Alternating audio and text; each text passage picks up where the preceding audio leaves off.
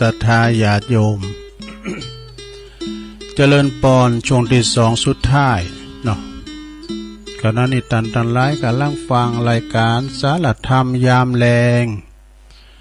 วันจันทร์นี่ก็ดำเนินรายการโดยต้นโตแห่งอาตมาภาพเก่ากับผมตุลุงหนันชัยวัฒนาคาเสโนเนอะแห่งวัดพระธาตุดอยน้อยมามาจานะข่าวสารงานบุญพองนะเอานิทานมาเล่าที่แรกก่อนเอาทำมาตีนะมันสมกับกลางวัดสายกับฝนตกให้หน่อยนะฝนตกเนี่ยมันปึงกับเขาวัดสาแต่มันตกมันหนักเนาะสะท่าน้ำแบบพอไหลเอาไปหาที่เมืองปักกิ่งสะท่ามันจะไปหามกับเปิ้นส่งไม่พอนะหลังน้ำท่วมแล้วนะโอ้ยทะลุปูปังโมเป็นที่อินดูปะเนอะสะท่าเนอะน้ำทุน้ำถากบานจองเขาเฮ้อในเป็นทะลุปูปังเขานะอันน้ำนี่มันมาเนี่ยมันเจอกับเอาโคนเอาขีดโลขีดเพื่อมันไม่ทุ่งอยู่ในมันเอามาหมดอ่ะสะตั้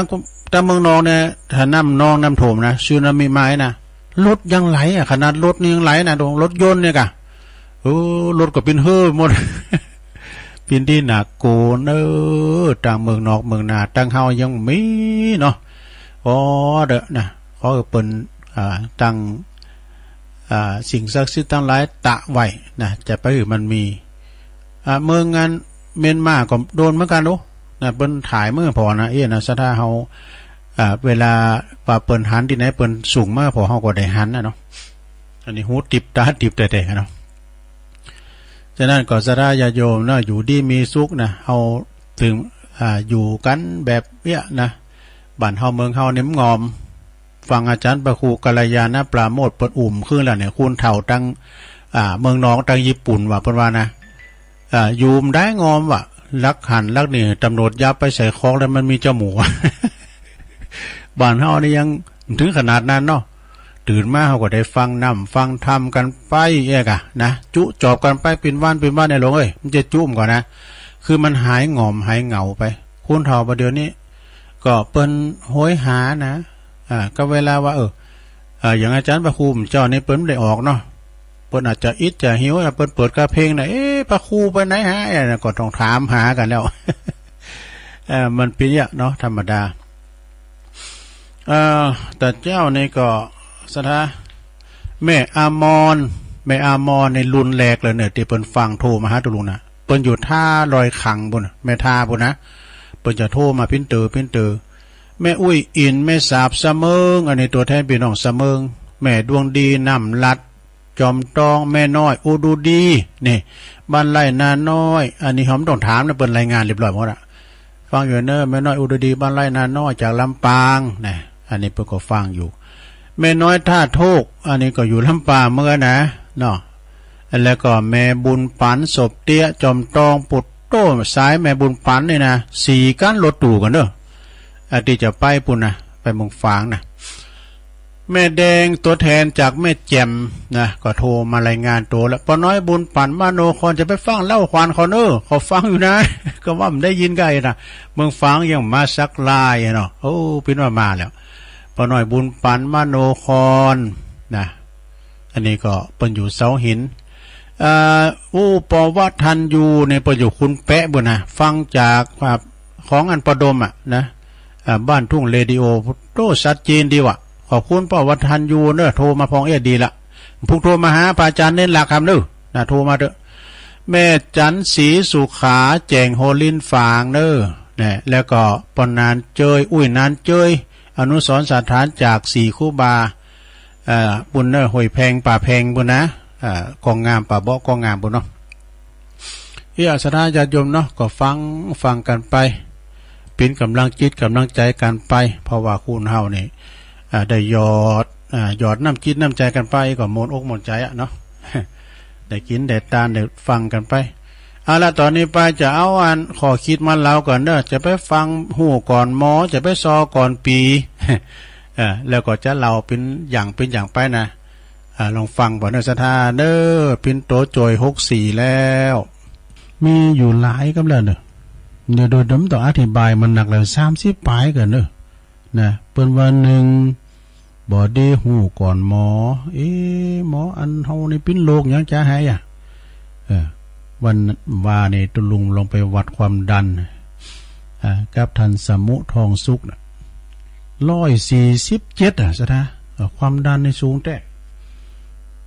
ต่างอสมประวัติตุลุงนั่งพักสักกำเดียวสัก5 นาที10 นาทีลองวัดทำกำตุลุงเตียวไปเตียวมานะกะนี่ ตุลุงก็พักตามเปิ้นว่าเนาะก็เดี๋ยวเอาแขนเขาสอดอันนั้นนะเปิ้นเอามาเฮ็ดกี่เก่าแขนไปแล้วเปิ้นกดอันนั้นปึ้งเข้าปึ้งเข้าปรูแขนจะปุ๊ดก็เดี๋ยวมันผ่อนคลายแล้วโผล่มาเนี่ยโอ้ลดแล้วตุลุงเดิน137อยู่ป่ะดูใครสูงไปหน่อยดอก1จะไปหูก่อนหมอนี่แล้วก็2จะไปซอก่อนปีนี่มันเข้ากับซอดูจังซอนี่นะถ้าว่าการละซับนี่เหรอหยังลันนาดนี่ก็เขาก็อีเกเนาะ3บอดี้หนีปัญหานี่4บอดี้ตีมาต่อหน้าเจ้าเตือนเนี่ยตุลุงกับพินโหมาจอกอเขาเนี่ยมันเฮาอยู่พันเนนเขาเนี่ยมันจะใจใส่ดูแลอย่างดีแหละเฮานี่ตุ่มเข่าก้าหูปลาทูก้าเนาะสตาลิสานเปิ้นว่าจะไปตีมาต่อหน้าเจ้ามันก็ไม่หันอย่างนึงนะของที่เฮาฮักเขามาบุ๊บมาเนี่ยต่อหน้าเฮาได้ผอมพอใจกันหน่อยข้อที่5นี่บอดี้ไปใจคุณเฒ่ากว่าตัวนี่เปิ้นเฒ่ากว่าตัวก็จะไปใจเปิ้นนี่คุณเฒ่าเดี๋ยวแข็งแรงนะเนาะแล้วเดี๋ยวคุณเฒ่าหรือเฮานี่แข็งแรงหรือเฮากันข้อที่6นี่บอดี้ไตโคลิ่มเดียวไตโคลิ่มเดียวพอในคลิปนี้เขาก็เนแม่กันเดินใจต่างใจบ้านเฮานะต่างบ้านต่างจ้องลงเขาขี่รถถีบนะข้ามคูอาจจะเน็ตเตือนละอ่อนได้นะพดจีบแหละสำเตือนเป็นคนใหญ่ได้แต่เนี่ยไปถึงหน่อยตกหวามตกลุงนำบอดี้ใจคุณเท่ากว่าโตบอดี้ไตโคลิ่มเดียวข้อที่7บอดี้เตียวป่า6เนี่ยป่ามันลกลุงลังมัน6มันตึบนะมันตึบนี่ก็ระวังเนอะสถานเนอะมันตึบนี่มันแมงเนี้ยมันขี่ขาบอยู่หั่นน่ะอย่างพองูเงี้ยวเขียวค้อนมันขาบที่ตึบดูมันใจเนี้ยแหละก่อนอย่างกระต่ายเนี่ยก็เหมือนกันเนาะมันไปอยู่ที่ปื้นเป้าเต่าเป้าต่ำก่อนในลุงไปแพ้เผาวัดบุรมาติดนี่บุรุแล้วมันเต้นมันเลยมันกระต่ายมันรับกลางวันเนาะมันก็สาบกินมาในกะเฮาป้านี่มามันจะเต้นมาแหละคุณเฒ่าก็บอกว่าการทำว่าปะกระต่ายนะก็เอาอันใหม่มาบุ๊บหน่อยแข่งเขาเดี๋ยวมันนึกไปไหนมันได้ก็เฮาไปนี่ไปไหนมันได้ มันจะกระต่ายเขาก็นึกว่ากระต่ายไปไหนมันได้ไงเนี่ยใส่ก็โก๊กบุไปไหนได้ข้อที่7บอดี้เตียวป่า6ข้อที่8บอดี้อู่ลามกในวัดนี่ซ้ำเติมมันมีดูซะท่าเนาะอยากเขาไปที่ไหนไปเหี่ยวก็ตามก็เดี๋ยวขอหมู่เขาตั้งหลายยืนไว้อาลัยแล้วก็สงบสัก1 นาทีเนอะก็เดี๋ยวหมู่ตั้งนอกเสกละมุขีไปชุนไข่บ้าง ที่อื่นพุ่นนะข้อที่9บอดี้ไปคัดคุณเมานี่มาคัดมามันจะได้คุณขี่เมาเนี่ยนะ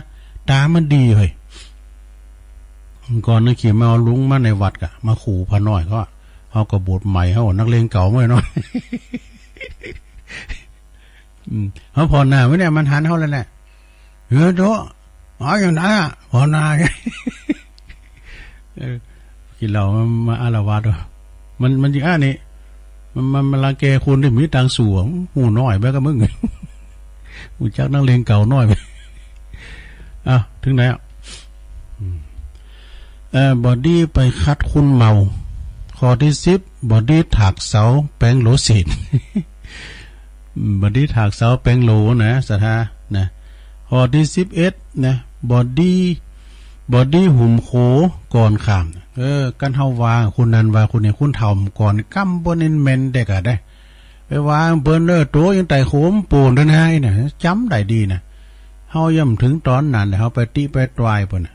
ถือทีนี้คุณเฒ่าว่าไปวางเปิ้นตัวยังไต่โขยังปูนด้วยนะแต่ก็เนาะมันถึงคิวเฮาเลยบอดี้หุ่มโขก่อนข้ามนี่ข้อที่11นะ แล้วก็บอดี้ข้อ12บอดี้ห้ามคุณทำบุญนี่กันเพื่อจะทำบุญก็เกิดไหว้ตะไหว้นะโผเนี่ยมันดีตาหนึ่งเมนะเนี่ยเมเนี่ยมันดีตาหนึ่งโผนะก่อนอยู่กันสองคุณไผกินกับไผเนาะว่ากันโผมันต้านเมมต้านไผอย่ามาต้านคนอื่นจะมาต้านนี่มีทางเมินเสียเถิดขนาดลูกเต่าเขาย่ำต้านหาปีนยังต้านไปเด้อเนอะผีมันกินก็ตู้กินสมาเลยตัวหอยแม่มันตายแต่ไปเช้าปีมันก็ไปเกิดแล้วก็ไปห้องมันปีเกอว่าเกิดอีตู้ไปได้กินเข่านานก็หัวย่าเนาะบอดี้ห้ามคุณทำบุญนะเนาะเพิ่นจะทำบุญที่หันที่นี่เนี่ยไปเกิดเนี่ยใครเป็นม่านกะไปปิ้นหยังเนาะเพิ่นจะทำบุญก็ปล่อยเพิ่นทำไปซะนะก็ไปคัดขวางเปิ้นทำอันบดีก็ดีกันเนาะไปปากันยี่อันเนบาชูเขาจะไปปากันยี่อันนะครบหมูครบฝูงครบเว้นนะตำรวจยับน้ำมือเฮ้ยระวังวอซาวเนอะข้อที่13บอดี้ไปหนุนคุณทำพิษนี่ข้อ14บอดี้พิษลูกพิษเมนี่บางคุณมีอันแต่นะเวลาเมาเหล่าเขาบานเขาจ้องไอ้เนาะมันใจเฮาด้วยเนี่ยมันเป็นไอ้มาก็พิษลูกพิษเมบุบโหบุบเฮินเนี่ยสะดุ้งตื่นมาเจ้าแปลงเฮินทำแล้ว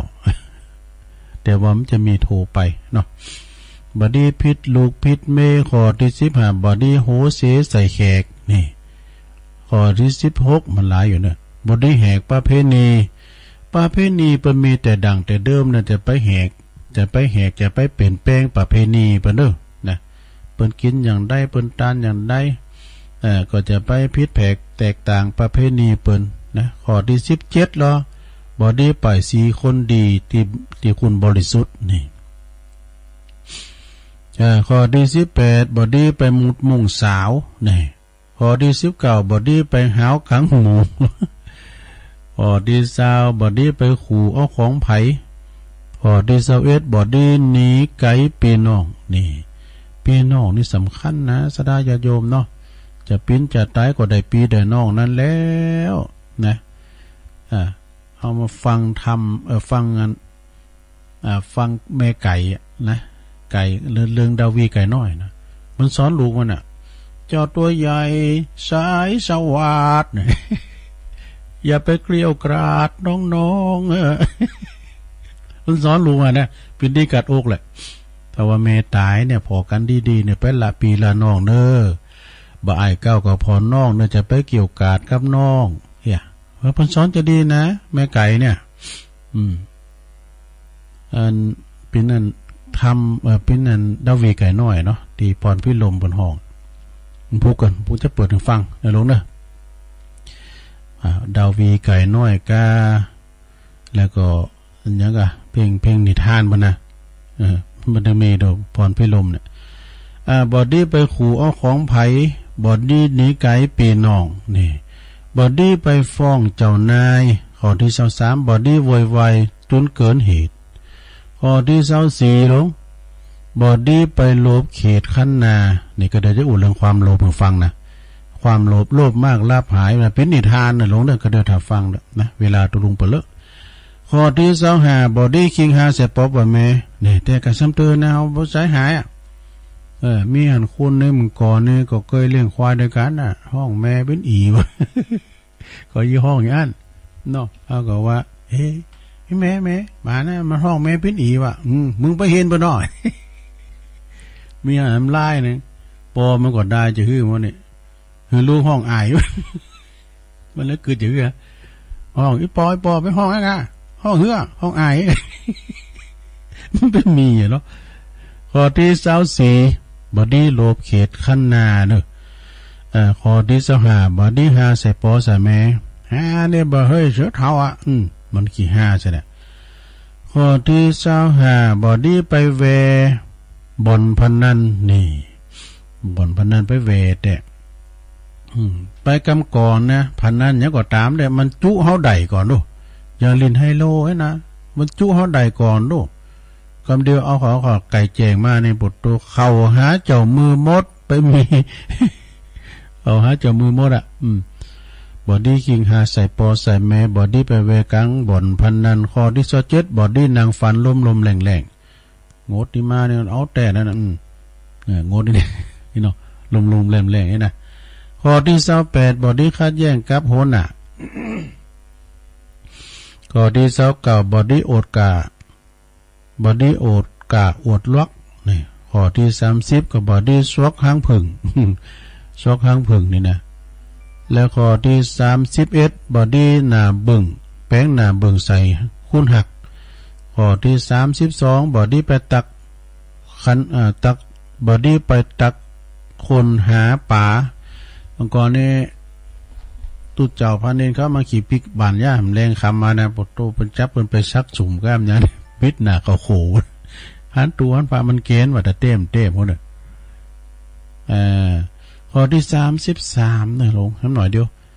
บอดี้ไปใจกาถาไปตังตีโชนี่กาถองกาถานี่นะบอดี้ใจไปตังตีบอดี้ตีโชข้อที่34บอดี้ไปโยคุณพานเนี่ยมาดื่มดีอยู่แล้วเนี่ยพานนี่นะจะไปขบคุณพานในโลเนอร์นะคุณพาน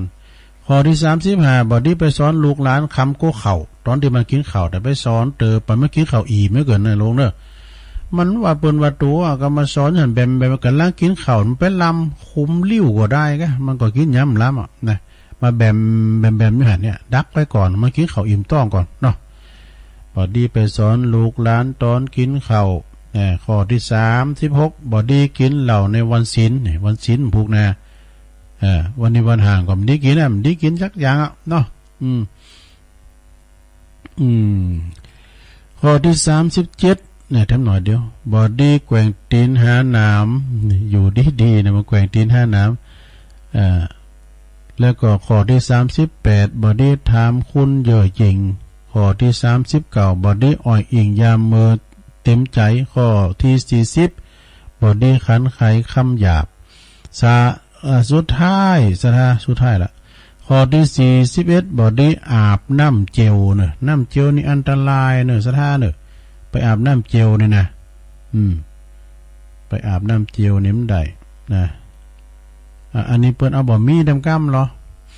สถาญาติโยมเฮามีเงินตรานี่นะบ่มีเงินตราแขนขาเฮาก็ยังมีนะก็ซ้อเอานะแขนขาเฮายังมีปุ๊ดขาดเนื้อโตมดเนื้อมดโตหลังคาคุมกะลาก็ยังมีอยู่นี่การเฮาคิดว่าโจกหายแต่โจกหายกว่าเฮาคุณที่โจกหายกว่าเฮาก็ยังมีอยู่แต่คุณที่ด้อยกว่าเฮาโจกหายกว่าเฮาก็ยังมีอยู่เฮาปินี่ปิจินมาอีเนี่ยปุโตเปิ้นปินี่นักเด้อเฮาเกินนี่น่ะวันนี้มืดบ่หันหุ่นตางพวกแสงสว่างก็ยังจะมีอยู่นี่บ่มีคนที่ฮักเฮานะบ่มีคนที่ฮักเฮาแต่คนที่ฮักเฮาก็ยังมีอยู่นี่วันนี้ชีวิตบ่เหลือหยังคิดใดไงลมหายใจเฮาก็ยังมีอยู่แนวยังมีลมหายใจอยู่ในสถาเนาะก็เป็นขอคิดดีทั้งอย่างนึงในสถาเนาะอันนี้นะที่เปิ้นสูงมานี่ก็ต้องขอบคุณเด้อกับที่เปิ้นสูงมามีหลายอยู่แล้วดูเอาอันนี้ทำตัวนึงว่าโอ้ขอบคุณเปิ้นมา2 วันเกินเมตตาบารมีธรรมตำนานผี6ตัวหลวงปู่ท่านพระครูสุทัศน์ท่านนันชโยเนี่ยวันนี้ก็ถ้าจะมาอยู่เปิ้นมา2 วันแล้วนะต้นตำรับผีร้าย6ตัวนี่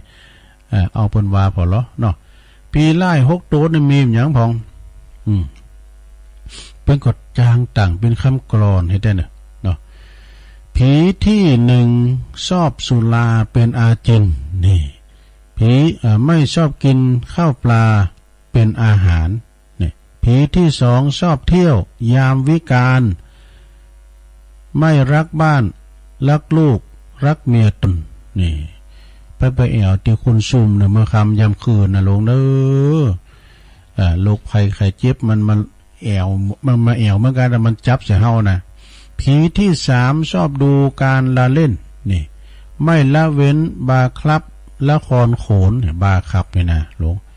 ผีที่สี่คบคนชั่วมั่วกับโจรหนีไม่พ้นอาญาตราแผ่นดินนี่ผีที่ห้าชอบเล่นม้ากีฬาบัตรสารพัดถั่วโปไฮโลเอ๋ยนี่นะผีที่หกเกียรติคร้านทำการผีที่หกเกียรติคร้านการทำกินเมทั้งสิ้นหกผีอัปรีเอ่ย เขาถามเหมือนกันนะเนาะเปิ้นเขียนมาเนาะสถาญาติโยมทั้งหลายก็เป็นคำกลอนผีหกโตตีเอามาเราสู่จู้กันฟังโอ้อากาศนี่ร้อนมาติ๊กๆนะสถาญาติโยมทั้งหลายอยู่ในห้องกระจกเนี่ยลืมเปิดพัดลมอดเอาตอนนี้ไปก็จะเอานิทานมาเล่าให้สักฟังสักกำเหรอสถาเนาะนิทานกล่อมนะนิทานนี้เปิ้นว่าจะฮื้อความโลภเนอะสถาคุณเฮามันมีปุถุชนน่ะเนาะนั้นเน่นไปโดยกิเลสมันมีความโลภเหมือนกันหม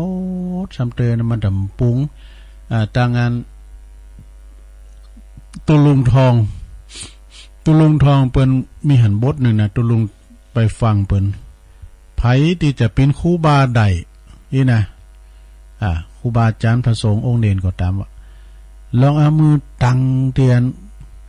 กระสอบข้าวสารนะตังซื้อออกซื้อนะเป็นครูบาใดวะการตังเข้าไปแล้วก็งอให้หน่อยเนี่ยหวังมันติดไม่ที่มือมานะอันนี้มันเป็นครูบา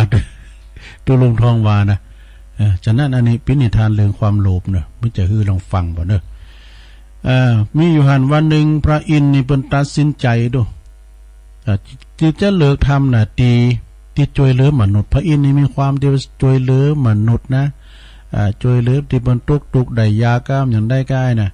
แล้วก็พระอินทร์ตนนี่เปิ้นก็มีความว่ามันอยู่ช่วยมามื่นละไข่ล่าออกให้ข้ามไหมนะไข่ล่าที่ทำหน้าที่นี่จะเสาะหาคู่ใหม่มาแทนก่อนที่จะล่านี่ก็ต้องหาคู่ใหม่มาดำลงตำแหน่งเต้นคุณที่จะมาดำลงหน้าที่เต้นเฮานี่ก็จะต้องเป็นคุณที่มีจิตใจสูงมีคุณธรรมมีความซื่อสัตย์บ่โลภบ่โกรธบ่หลงอย่างนี้นะเพราะว่าโดยเฉพาะอย่างยิ่งก็ต้องมีความโลภนี่เนี่ย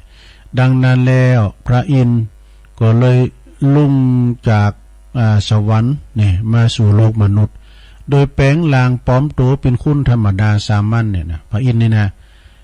ปลอมตัวเป็นมนุษย์เตียวเข้ามาในหมู่บ้านว่ะเมื่อเดินเข้ามาในหมู่บ้านแล้วเปิดที่จะแสวงหาบุคคลที่มีจิตใจสูงใครจะมีคุณธรรมสูงจ้าพระอินทร์ปลอมตัวมาก็เลยตรงเข้าไปเปิ้นเราลือซาว่ามัคคณายกของวัดนี่นะโอ้ปอจานนี่น่ะเปิ้นรอปอจานก่อนนี่ว่าเปิ้นเราลือซากันว่าปอจานนี่มีคุณธรรมสูงยิ่งหนักเลยนะก็ไปสนทนาธรรมการบอกปอสมควรแล้วนะพระอินทร์ไปก็เลยทดลองเนาะว่าปอจานเนี่ยเปิ้นจะมีความโลภไปกันเนาะพระท่านใดนั่นเองพระอินทร์ตัวปลอมเป็นแปลงตัวเป็นมนุษย์มาเนาะก็เอามือนิ้วจี้ไปติมเห็นก่อนหนึ่งเล็กๆนะก่อนให้มันดีน่ะจี้เข้าไปปุ๊บหนึ่งก่อนปรากฏว่าทันใดนั่นเองวัดแต่นั่นเห็นนั้นกลายเป็นทองคำดูโอ้เป็นทองคำแบบธรรมชาติ99.9% เลยนะเหลืองหามพระอินทร์ก็พระอินทร์ที่เป็นปลอมตัวมานะเปิ้นก็อันมัคคณายกมัคคณายกแล้วก็เดินจากไปในหมู่บ้านเอาปันมัคคณายกนะแล้วก็เดินออกไปจากหมู่บ้านในขณะที่พระอินทร์กำลังนั่งพักผ่อน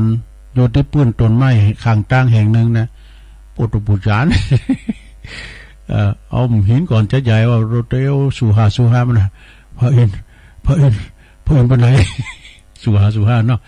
สุใจยงแซดนี่เอาหินก่อนจะใหญ่มานี่ยี่ห้อปุจานเอาอย่างไรนะพระอินทร์ถามเนาะ เอ็ดก็เอ็ดหมอยก็หมอยขอเสก ขอเสกขนมันเอาใหญ่กว่าเดิมอ่ะเนี่ยขอเสกอันนั้นมันน้อยไป ขอเสกหวีก่อนนี่เราใหญ่แล้วแกนโคกัน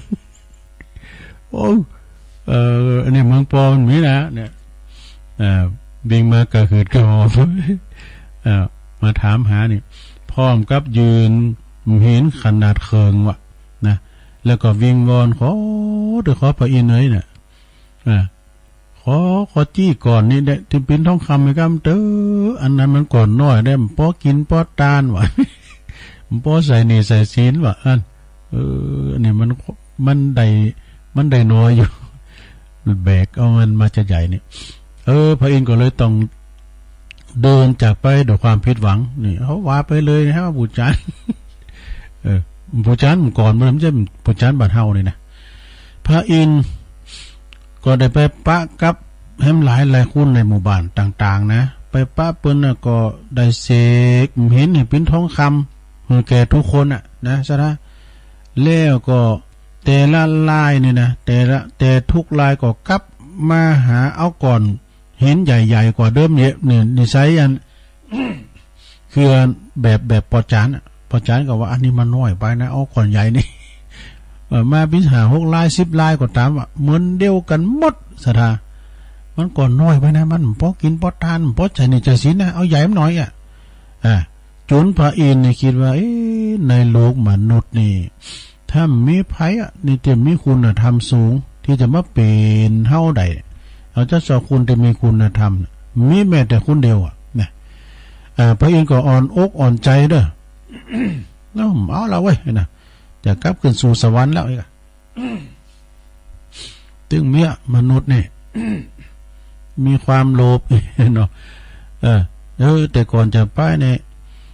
ก่อนที่จะขึ้นสู่สวรรค์เนี่ยพระอินทร์ก็เลยแวะไปแอวสนทนากับดาบทว่านะนักพรตดาบทผู้ทรงศีลที่อาสาล้มกลางป่าเนี่ยพอฤาษีลูกนักพรตนี่นะพระอินทร์ก็เลยประทับใจว่าประทับใจในความหู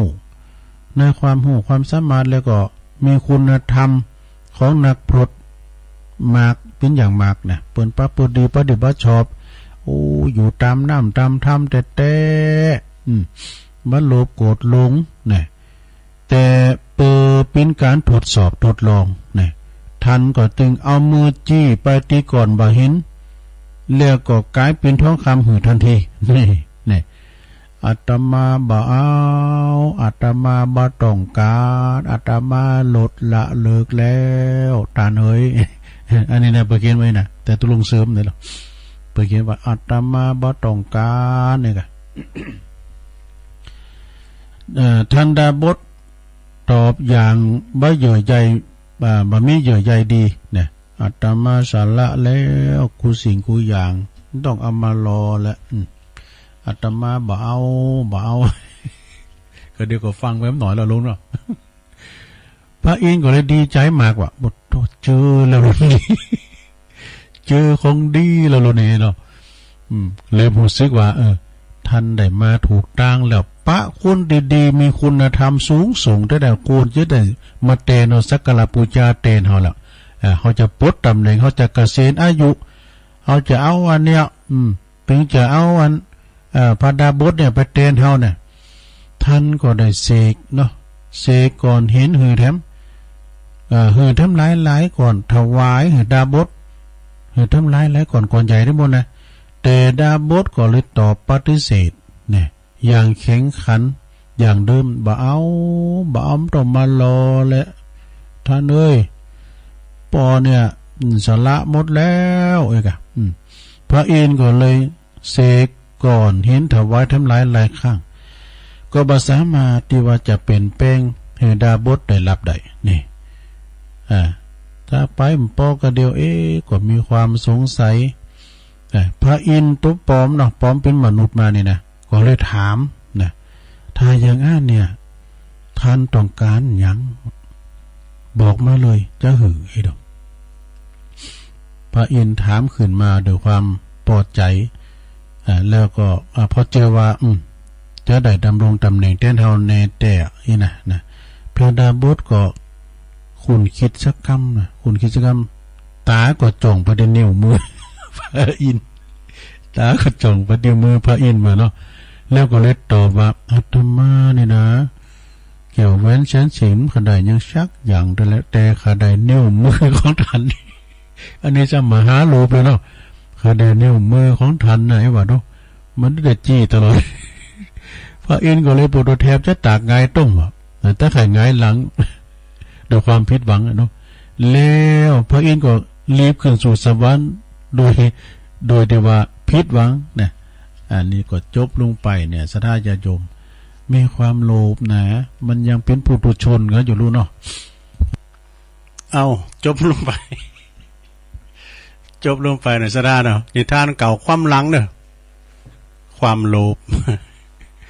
อาตมาบ่เอาแล้วเป็นว่ามหาโลภ โคตรโลภเลยเนาะจบลงไปเนาะศรัทธาญาติโยมอะไร เป็นชาดกนิทานความโลภว่าโลภมากลาภหายต่อไปตุลุงขอประกาศข่าวสารงานบุญสักหน่อยกันเน้อศรัทธาจากวัดพระพุทธบาทตากผ้า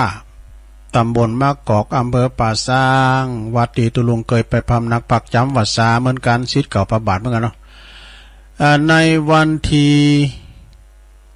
16วันที่11ถึง18เนาะเพิ่นก็จะมีงานเด้อเริ่มแต่วันที่12ถึง18สิงหาเนี่ยนะเป็นวันกตัญญูนะวันเป็นวันกตัญญูหลวงปู่ครูบาเจ้าพรหมมาปรมจักโกเป็นวันคล้ายวันมรณภาพของเปิ้นวันแต่เปิ้นนี่17ปุ่นน่ะ17สิงหาเนาะแต่12ถึง18นี่ก็ขอเชิญพุทธศาสนิกชนเนาะพอเขาแม่เขาไปรวมปฏิบัติธรรมทักษิณานุปทานอุทิศถวายแด่หลวงปู่ครูบาเจ้าพรหมมาปรมจักโกเด้อเปิ้นก็จะมีขึ้นในวันที่12เนาะ12ถึง18 แล้วก็วันที่17นั่นก็จะเป็นวันที่จะได้อาราธนาครูบาอาจารย์ประสงค์มาเป็นร้อยๆนะมารับทักษิณามารับทายทานเนาะพระจะเป็นเจ้าภาพสังฆทานในวันที่17นั่นก็จุดละ 1,500 บาทเนอะจุดละ 1,500 บาทหรือว่าจะมาหาเป็นเจ้าภาพผ้าไตรก็ชุดละ500 บาทไตรละ500 บาทนะอาหารแต่ละมื้อนะตั้งแต่12ถึง18ในมื้อละ 10,000 บาทเด้อคุณหลายเนาะหรือว่าตามเจตนาก็ได้เด้อสถาคันเข้ากับคันละ50 บาทนะกูร้อยที่วัดพระพุทธบาทตากผ้าเด้อติดต่อสอบถามได้ที่ท่านพระครูกัลยาณปริยัติกิจนะอาจารย์ท่านพระมหาอำนาจรักษาการเจ้าอาวาสวัดพระพุทธบาทตากผ้าหรือว่าท่านพระมหาสุนิพนธ์หรือว่าท่านพระบดิกาโชติวัฒน์นะติดต่อสอบถามเพิ่นได้เด้อแล้วก็ทุกวันอาทิตย์ กูวันอาทิตย์นี้ก็เพิ่นจะทำบุญอุทิศถวายแด่พระเดชพระคุณท่านเจ้าคุณพระพุทธบาทพิทักษ์เด้อซึ่งเพิ่นก็ได้ละสังขารในวันติดไผจะไปเป็นเจ้าภาพการสวดการเทศน์ก็ดีทุกวันอาทิตย์เด้อก็เจิญได้ติดว่านี่ก็พี่น้องตังปุ้นคุณเม้งศิษย์เก่านะคุณเม้งไปตำบล12ปันนาแล้วก็ตังปุ่นตังเมืองนอกปุ่นนะเปิ่นมาเป็นเจ้าภาพแล้วก็ได้อาราธนาในเมตตาธรรมอาจารย์ท่านพระครูไพศาลปริยัติกิจด็อกเตอร์เจ้าคณะตำบลป่าสร้างเจ้าวัดป่าสร้างงามเป็นองค์เตศเนาะติดที่แล้วว่าเลยนะแล้วไปละนะแล้วก็ทำงานหนึ่งเนาะศรัทธาท่านพระมหาสมชาชาตปัญโยเปิ่นบูรณะซ่อมแซมกุฏิของเปิ่นนี่ก็เกือบจะแล้วเนอะที่วัดคีรีบรรพตนี่นะก็วันที่26นี่เปิ่นจัดต้านผ้าป่าด้วยแล้วก็จะขึ้นโฮงใหม่บ่เนอะพระจะไปรวมงานบุญโดยการไปตอดผ้าป่าด้วยกันก็เจิญกันได้วันที่26สิงหานะที่วัดคีรีบรรพตเนอะพี่น้องลำปางก็ไปกันเนอะเปิ้นก็ปำนักพับวาสาที่หันนะอาจารย์พระมหาสมชาติชาตปัญโยนะ แล้วก็ทำงานหนึ่งอันนี้ได้ยินอาจารย์ท่านพระมหาเปิ่นได้ว่าไปท่านพระมหาเอกพลชุตินทโลวันที่17กันเนาะ17สิงหานี่2566นี่ตังวัดเสาหินตำบลศรีบัวบานดอยติพุ่นนะอำเภอเมืองจังหวัดลำพูนในไปขอเชิญรวมทำบุญสืบชะตาหลวงแบบล้านนาเด้อแล้วก็แสดงมุทิตาจิตท่านพระมหาปรริยนธรรมท่านอาจารย์พระมหาเอกพลชุตินทโรรองเจ้าอาวาสวัดรองเจ้าอาวาสวัดเสาหินเนาะเปิดจะมีสื่อโพราชตาโดยฉะนั้นก็ภายจะโลมปิ้นเจ้าภาพสังฆทานก็ดี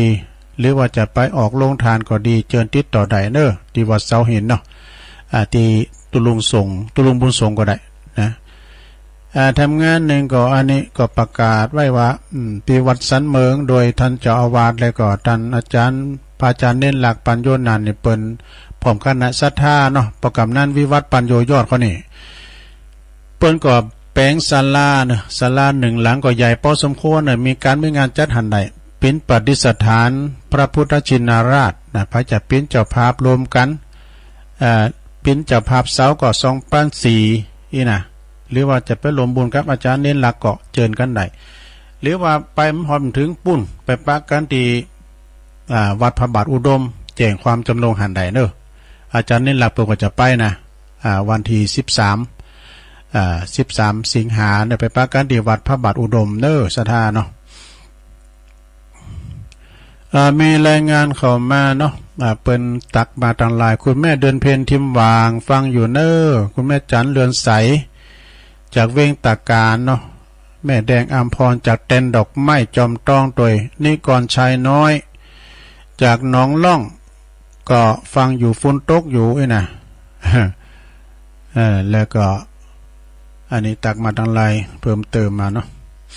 ก็ตักกันไปเอาละแต่เจ้านี่ก็สถาเปิ้นก็มาได้แจ้งไปแล้วเนาะที่เปิ้นโทรมารอบแรกตอนนี้ไปจะเปลี่ยนบรรยากาศทำแล้วสดาญาติโยมทั้งหลายตัวลุงผมได้นางอู่คนเดียวปินว่าตังปุนนี่ผมได้ยินนี่นะจะฮือโมเดอร์ตังองค์ขลงในเมืองนะ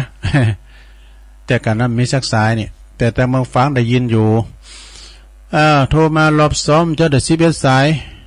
0899556506รอบ2นี่ซ้ำจะห่างหน่อยเด้อสายนะรอบ2นี่นะฉะนั้นก็พี่น้องตั้งแม่แจ่มก็ดีตั้งซ้ายตั้งไต่นี่ก็ดีเนาะโซนไต่ก็ตั้งเวงป่าเวงน้องหล่องตั้งบานหงก็ดีพดมาตั้งจอมตองนะก็เจิญกันได้นะเจริญปอนสวิชาเจ้าคุณลุงฟังแม่ลงสายฝนน่ะเจ้ามาทำสายฝนได้แต่เนาะฝนตกดีแต่กะวันนี้เนาะแต่มันตกบ่หลายตกบ่หนักตกไม่ใหญ่ตกน้อยมันก็น้องผักขาวโอ้กำลังใจคุณลุงนะขอบคุณแม่ลงนานๆเด้อจ้าถูไปตั้งพระครูชัยพระครูเก่าตุลุงตัวพระครูชัยทองขันเนาะน้องผักขาวโอ้สามเณรเอาละกันนิมนต์เลยครับครับผมครับแต่ว่าบ่เอาไอ้เนาะบ่เอาอันใดคือก็บ่เอาปลาแม่ขอนิ้วมือซ้ำเน็ตหรือเก่ากันเนาะตั้งท่าจัดดีไอ้นี่เอาเจ้าแหวนเงินทองคือก็บ่เอาอย่างคือก็บ่เอาว่าดีว่าแต่ว่าได้อย่างอาตมาได้อันนี้นี่นิ้วมือท่านนี่อาตมาจะเอาไว้ในเหล่ามีดนั่นอันนี้สมหาโลกจะซ้ำมหาโลกเนาะมันต้องมีท่านโมบ่เอาอย่างก็เอาอย่างมันถึงเอาจนได้เนาะครับเนาะครับผมการร่างใจลุงนะครับพักษาสุขภาพนะครับเพราะว่าประเด็นอากาศมันเย็นนะครับเนาะครับผมขอบคุณอาจารย์ในหลักหลายๆเด้อครับผมกับไว้สาแต่ว่าเนี่ยไปกดเตนกันไปกันนะสถานเวลาเฮาพร้อมไปกดเตนไปเจริญปอนไว้สาธุลุง แม่อยู่ตั้งใด แม่บัวคำมันแม่เงินที่เล็กฝางเจ้า โอ้แม่โบคำแม่งอนนั่นเนาะปัดแม่งอนขี่เล็กอ่ะ เจ้า โอ้ แม่เงินที่เล็กฝางเจ้า แม่งอนขี่เล็กเนาะแม่ฟังเจ้าละกะ เจ้า ฟังอันก็แม่งอนขี่เล็กแม่เมาก็ขี่เล็กเหมือนเนาะแม่เมาอ่ะเนาะอยู่ใต้แม่สวนกุ้งซ่านนะครับ อ๋อ ก็วันนั้นก็ไปกินไปตามด้วยกันวันที่13เจ้าถ้าว่างจะไปเจ้าดีละขอบคุณแม่โบคำเนอเจ้าว่าเจ้าแม่งอนขี่เล็กปนเนอนี่นะเมืองฝางเจริญปอน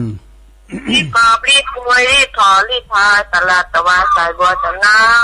แม่จันสมเลยเจ้ามันนี่จากจอยช่วยกันแต่งคนน้องเลิกวันที่23ไปเริ่มเลิกจบโอ้ทุกปุ่นไม่ละเป่งเรื่องอ่ะอันวันนี้แดดออกมาแค่กำเดียวเจ้าเพื่อกำลังใจก็ลุงเนอยินดีหลายๆเนอสาธุแม่อายมาแล้วเนอตัวแทนแม่อายเจริญปอนเทศกาลค่ะฟัง104ค่ะ104ดังเนาะดังกันเนาะดังตั้งแต่4 โมงแล้วค่ะจากดอยน้อยพัฒนาหนองหานสันทรายค่ะดอยน้อยเนาะดอยน้อยพัฒนาค่ะกำลังใจเพื่อตะลุงเนอยินดีหลายๆเนอน้องหานนมัสการสาธุจ้าเจริญปอนน้องหานสันทรายเนาะเจริญปอนมาสการทุกลุงยายพรเจ้าไปฟังคำยายพรมาแล้วใครรับรับไปกะเป็นยังร้องโมแดงไปเจ้าอีรับถ้ามาหาออมไปนี่จะทำรับดีแล้วก็ดีแล้วรับไปเป็นยังไม่โทษยกแต่ไม่รับดีปุตโตก็รับดีก็รับไปอินดียายพรเด้อบุญรักษาสาธุสายต่อไปเจริญปอนข้าพเจ้ารู้แม่บอกจีนาประจังแม่มังรอบเจ้าอันนี้โบคำจีนาเนาะเจ้าจากฟังมาตั้งแต่เจ้าแล้วเนอะตอนนั้นก็ไม่ได้ตอนนี้นั่งเราไม่ได้โขบไม่ได้เอาสกามาตามเจ้าเนาะไม่เป็นอย่างเป็นอย่างแหละกำลังจะตุ้ลุงกันเด้อคือต้องสากมาถ้าเป็นนี่เด้อต้องสร้างนี่ดังแห้งกันซะยินดีแม่โบคำเด้อเจ้าแต่ว่าสัตว์เจ้ากำลังจะตุ้ลุงกันเด้อเจริญปอน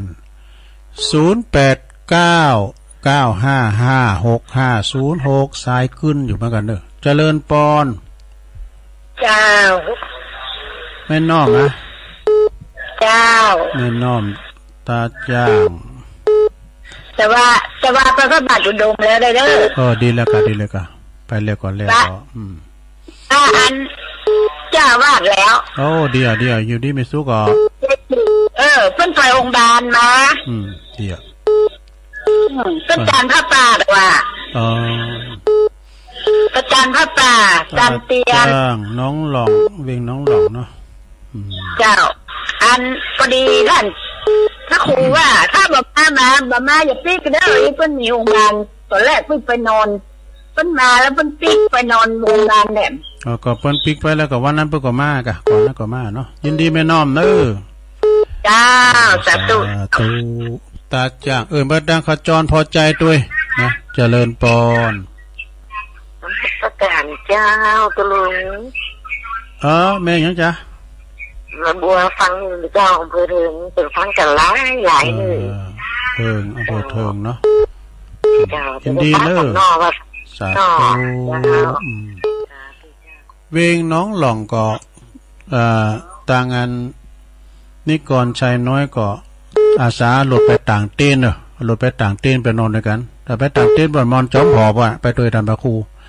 เจริญปอนตีแล้ว ไหวต่อเจ้าตุลุง โอ้แม่จันแม่จัน บอกว่าตาว่าหมาแดกน้ำเตะนะ โอ้นักอ่ะโอ้แต่หลายวันแล้วเด้อตะวันผ่านก็แล้วเนี่ย กี่หลอนมันหอนนะ ขึ้นฮอดจะมันฮ้อนนะโอ้มันขึ้นรับดีรับมนได้ฝนก็ตกสิ โอ้มันยินดี เออ โอ้เป็นจักขาดโมดเนาะเป็นเอาทองเป็นก่อนกับเอานะ อาตมาบอกเอาลดละเลิกแล้วคือแต่เอานิ้วเลย เอานิ้วดีสิ สมาโลก็อินเตอร์ถ้าขายตากง่ายต้มมานี่ปิกไปเดี๋ยวความผิดหวังว่ะ เป็นมหาลูกจำเริญก็ม้วนเอาฟังก่อนมันก็ผ่อนคลายดี ผ่อนคลายไปนะมันประคีดกันดีนะแม่เนาะได้ไข่โอ๊ตแต่พองดินพองบ้านศูนย์นั่นไปเนาะ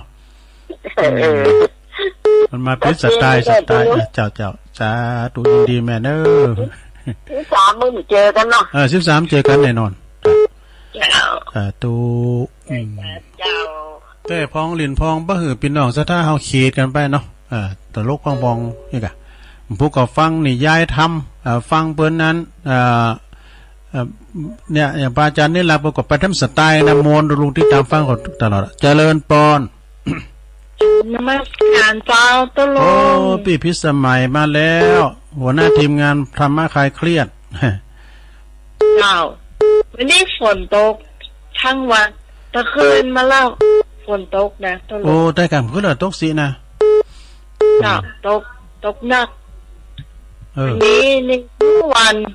อากาศเย็นเจ้าตะหลงตะพุดตกก่อนตกเหมือนกันนะเดี๋ยวนี้ย่างแล้วนะแล้วมันมืออยู่เหมือนกันเด้อถ้าจะเอาอย่างเริ่มแรงนี่นะถ้าอย่าตกวันค่ำคืนหัวโอ้ตกดีแต่มันตกแบบปิ้นเนี่ยอากาศมันตกหน่อยนะแล้วมันตกสิอย่ามันซึ้งกันนะฟุ้นขี่ข้านฟุ้นแบกหมอนอันเจ้าวันไว้แบบตลงวันนี้ห่มผ้าอยู่แต่กะมันหนาวเหมือนกันเนอะวันนี้นะบรรยากาศเจ้าบรรยากาศมันอย่างเดียวเจ้าเห็นดูบรรยากาศกลางแจ้งเนาะฝนตกอ่ะนี่คลื่น104นี่ตะกี้นี่เสียงมันจะทุ้มๆมาเดียวนี่อาจารย์ให้ปรับละอาจารย์เปิดปรับแล้วกะเจ้าอาจารย์ให้ปรับละเสียงดีละดีขอบคุณอาจารย์ท่านพระครูสมุวิศวัฒน์หนักๆเด้อรับเสียงคือดีชัดเจนแล้วจ้ะปกติเสียงตุลุงก็มันทุ้มแล้วมันเสียงกลางเนี่ยนะทั้งตุลุงอ่ะตะปุ้นทุ้มนะฮะตะปุ้นทุ้มกะตะกี้มันทุ้มเนาะมันธรรมดาเนี่ยกะเจ้าอันตรงเทดีละเพราะอาจารย์ปั๊บเพื่อตะกี้นี่ปั๊บหรอปั๊บคนละอาจารย์นมัสการเจริญพรเนอขอบคุณหลายๆเนอโยมพิสมัยเนาะสุริโยดอนจากดอนตันแม่ริมเจริญปอนเจ้าว่าจากเจ้าตุลุงตกวันค่ำขึ้นพุ่งกันอุ้ยสาวคุมตะวันนะ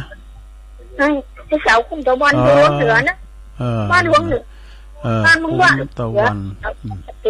มึงว่าเนาะมึงว่าหลวงเหนือโดยกระเจ็ดอันไปยายที่เป็นอยู่หลวงเหนือก็ให้จะรู้จักกันเหมือนกันนะแม่ประมวลนี่ก็จักกันแม่ประมวลนี่ก็ขึ้นหัววันนี้วันขำหอดมันนอนแต่คือหอดมันหอดนั่นเนาะวังกระกระถือเนอะขอบคุณแม่อุ้ยสาวคุมตะวันเนอะใหญ่ทุลุงเนอะขอบคุณหลายๆเจ้าสาธุอนุโมทนาเจ้าท่านสายนะ032เจริญปอนแม่สัตว์เจ้าแม่สีพันตาแก้วป่าแม่แดงดอยสะเก็ดเนอะโอ้วันนี้ฝนตกทั้งวันเลยไปโรงพยาบาลมาตะกี้นี่ฝนก็ยังไม่ยั้งเตื้อมาถึงบ้านต้นโตแห้งแหมหน่อยตุลุงแต่ไปผูกอ่ะองยานะมอนัดอ่ะวันนั้นตุลุงไม่ได้ขึ้นไปเหรอบนดอยนางแก้วอ่ะไปกะตุลุงก็ไปอยู่ไปตัวพระครูอ่ะไปตอนไหนอ่ะยังไม่ได้ยินเสียงอู้เสียงเป็นโคโซกได้แล้วมันภาวานมันถิ่นเปิ้นโดครูบากะครูบาชื่อหมื่นตุลุงมาอุดตอนใต้หน่อยเดียว ท่านมหาสมศักดิ์อัตุลุงอันไอเสไม้น้อยน่ะเลยไปไอเสไม้หน่อยกันตอนสุดท้ายลงมาก่อนลงมาอันรถแม่ยางแบนตั้งแต่บนดอยว่ะแต่มาอันเปลี่ยนยางนอกยางในตีอันห้อยหม้อหมดไป550 บาทเป็นยังมาดูดีมีสู้ก่อนเด้อเจ้าขอบคุณแม่สีพันเด้อเจ้าสาธุไว้สาเจ้าแถมสายสุดท้าย017เจริญปอนหลวงพ่อกฤษก้าเย็นสายฝนอ๋อปรามเนาะเย็นสายฝนตกหล่นจากฟ้าจุ่มเย็นทั่วหน้าสุขใสปองสีชีวิตคนทุกข์ลุ้มลุกเพื่อนนี่ซอกความมั่งมีความดีเสริมตั้งถ้าเกิดหันผลมีคนอวดอ้างเป็นหนทางชีวิตสู้เพื่อความหวังพลังน้อยนิดคิดสร้างทางเดินจึงบอกขี้การขี้ย่านไอเขื่อนซอกความเจริญกระเจิญโลกหน้าเจาะว่ากินแผ่นดินของข้าแสนเวทนาทุกข์ลำไว้จากท่านโอ้ยินดีมาลามหนึ่งสาธุต่อไปนะต่อเวลาเพิ่นมาปองไงจุบเวลาพอดีแล้วมันได้มาปิดท้ายเอาล่ะในกำลังใจเด้อพอตอนตายนี่มันเอาขอบคุณปอลามนักนะกับพอเสียวเนี่ยก็เจอกันเด้อเหมือนกัน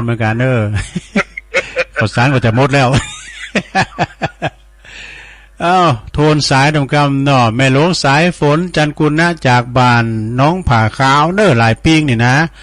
สามเณรเอาลักปัญญนนันเนอโอ้เปิ้นก็มาสรุปธรรมโดยผู้มาฟังเปิ้นเนออาจจะเวลาเดียวกันเนี่ยตึงตุลุงเนี่ยนะ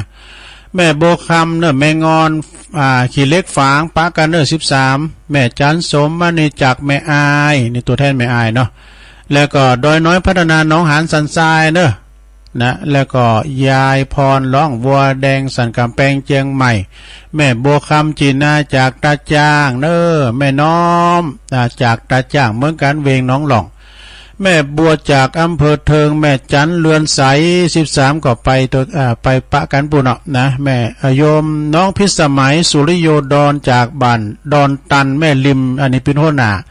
ทีมงานธรรมะคลายเครียดเสาติดเนอะเปิดออกนะถึงเตงคืนบ่วิสาวคุ้มตะวันเมืองวะบุญเนี่ยนะ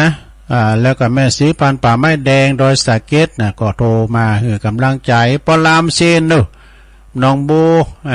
โบตาตุ่มขอบคุณหลายๆได้อยู่เศร้าหาซ้ายนะศรัทธาญาโยมหลายขอบคุณหลายๆเนอะตุลุงก่อนนำรายการจากลาศรัทธาไปก่อนเนอะวันจันทร์หน้าก็มาปะกันได้ใหม่เนอะโจดีมีใจเหมือนกันจุโคนจุตาเนอจัตตาโลธรรมาวัตันติอายุวันโนสุขังปะลังสุงัก